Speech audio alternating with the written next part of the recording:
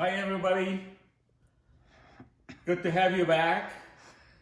And we are back because of popular demand for some new stuff.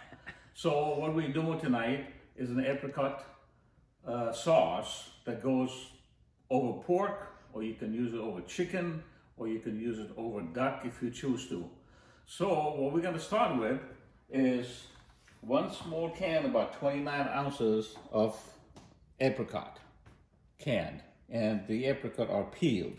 All right, so what we're gonna do first, we're gonna blend those. It's gonna be a really simple recipe, easy for you to handle and take care, something they can do way ahead of time, 2 or 3 or 4 days ahead of time, and when you're ready to use it, all you have to do is reheat it.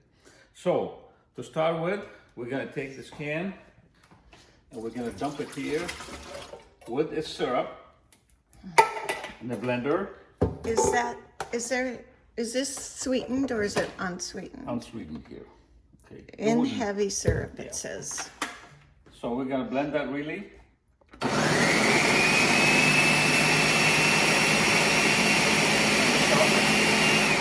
And you see, it doesn't take very long at all.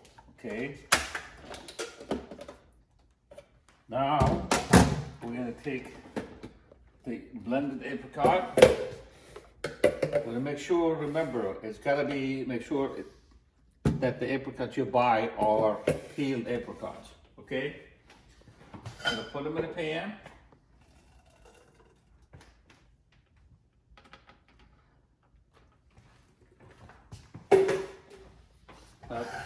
This is what it looks like. Okay, now, what we're gonna add to it, we're gonna add about a 1/4 teaspoon of crushed pepper, because I like to get a little zingy to it. So those are crushed red pepper, not black pepper. Crushed red pepper, right? And we're gonna do... Like the kind you put on pizza. That's the kind you put on pizza. And we're gonna do about a tablespoon of honey to give it that little sweet. And then we're gonna do about a teaspoon of rice vinegar. That would give it the balance for the sweetness. That's a tablespoon. Tablespoon, did I say what? That's teaspoon? okay, yeah. About a tablespoon of rice vinegar. And we're gonna do the zest of 1 lime, okay? You just keep doing it.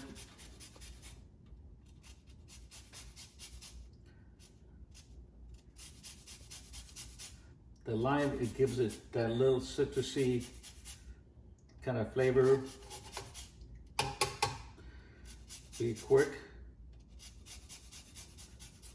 Now what we're doing is, it's almost gonna give it that sweet and sour taste. And the honey and the rice vinegar, it gives it that kind of a balance. And the pepper, give it that little zesty kind of a... And we turn that baby on. We bring it to a boil. Then we have, I do about a 1/2 cup of a chicken stock, okay? That gives it, make it kind of really nice and rich in flavor, all right? Voila. And we'll give it a little bit of the stir.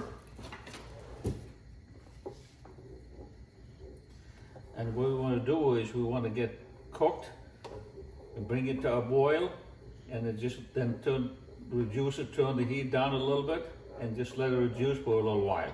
Okay, so it becomes a little bit more of a syrupy thick. Okay. So that's where we are right now. Now, in the meantime, while the sauce is cooking and reducing, we'll take a piece of pork. It's a piece of pork loin or tenderloin. Make sure it's trimmed, get all the skin off of it and all the fat of it. All we need to do is just to put a little bit of salt on it.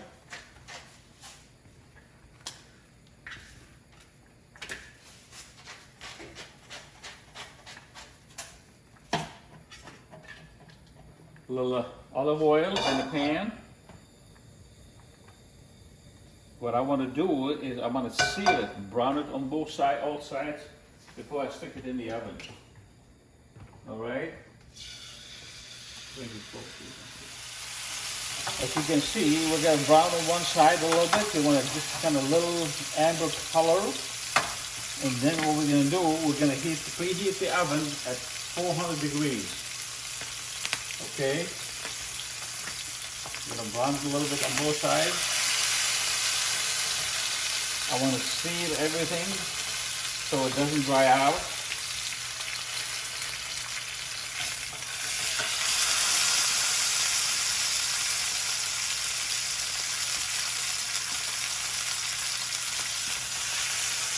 And then we're going to take that baby and we're going to put it in the oven.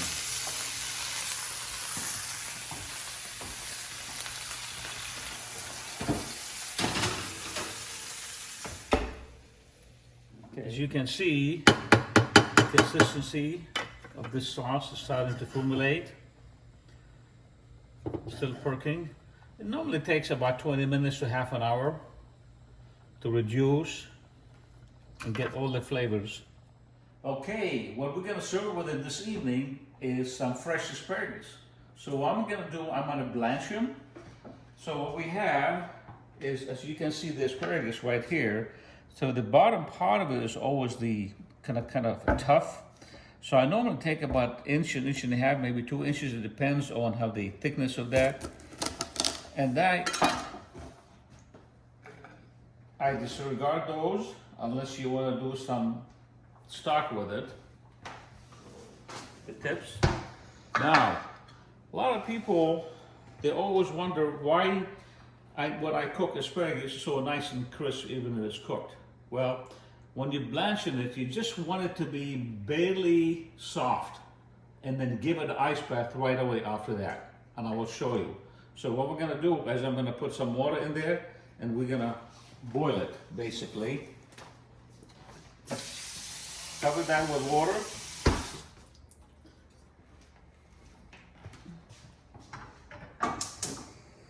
And just bring it to a boil. While that is cooking back here, it doesn't take long, maybe a couple of minutes at the very most, okay? I'm going to prepare an ice bath for it. I'm going to show you what I mean by an ice bath, okay? Okay, I remove them from the pan. If you feel it, it's a little warm, but it's a little soft. That's all you want it to be. Now, if you keep them like this, they're going to continue cooking and they get mushy. So you want to keep them crisp. We're going to give them an ice bath.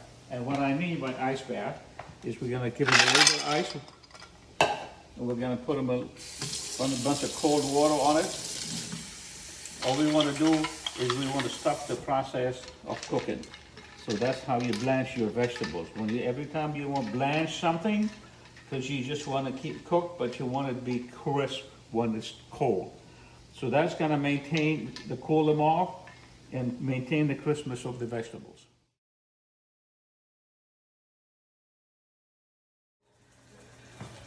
Okay, it takes about 25 minutes at that degree, so you get that nice color back here. The temperature should be about 145 degrees because you don't want to cook it all the way through. Now we're going to do it, and we're going to let it rest for a little bit. So we don't want to get all the juice out of it when we cut it through. Okay, so just let it sit for about 10 minutes before we slice it. Okay?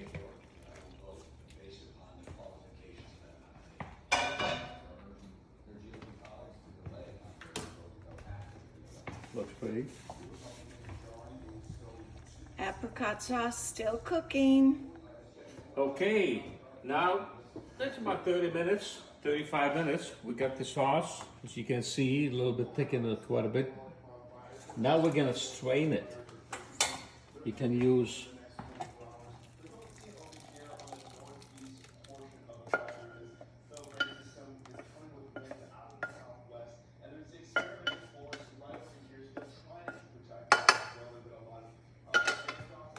okay.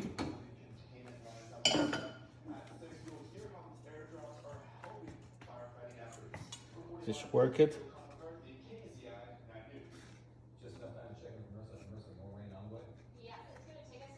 I mean, you can use a pulp if you want. I mean, it's It's not gonna kill you or anything like that.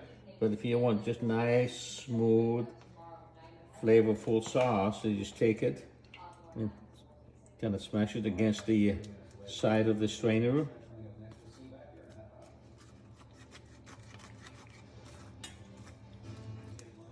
So after we strain as much as we can from that, there's nothing wrong with it if you want to keep it, you know, but if you want a nice, smooth, kind of silky sauce, you take the sauce, you put it back in there, and just bring it back to a boil a little bit more. Okay. So now the sauce is boiling, and while it's boiling, I used just a little bit of cornstarch or arrowroot, dilute it in cold water, and just add a little bit at a time because you want to have a little bit body and thickness to it. Okay? And before you add any more, you need to make sure you bring it up to a boil because that's the only way you're gonna get the consistency of that. Okay?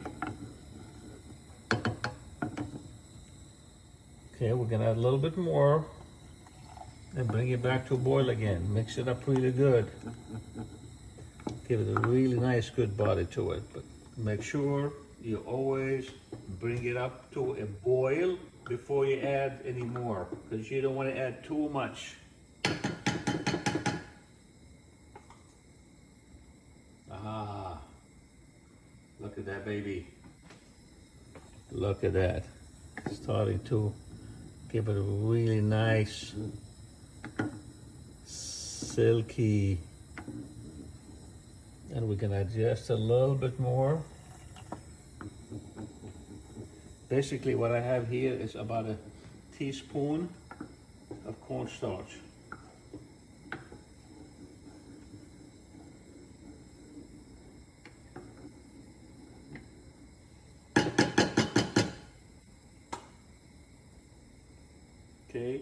Okay, now the sauce is ready. Now we're gonna cook the asparagus. Now you can tell it's nice and firm, but yet crispy still. It's not mushy at all, if you can tell. Now it's really simple for this particular dish as a complement for the vegetable. Just a little bit of olive oil and a little bit of salt and tiny bit of fresh pepper. And what we're gonna do, we're just gonna heat them up. That's all you need to do, just basically heat them up. You don't wanna cook them, you don't wanna overcook them, just make them warm and they'll be ready to go, okay? It only takes about, about a minute and a half. As you can see, now this has been sitting here for a couple of minutes, even though I didn't spill a lot of juice out. So you wanna take this and cut them. Oh, look at that, perfect.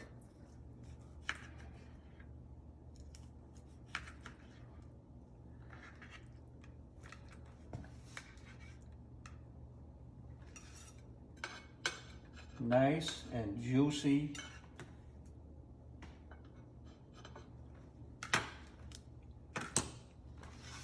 And then we take a little apricot sauce and you ladle some of that on that. So voila. That's all she wrote. Need to say anything more? Yes. Don't be afraid to cook. Love your cooking. Be safe. Wear a mask.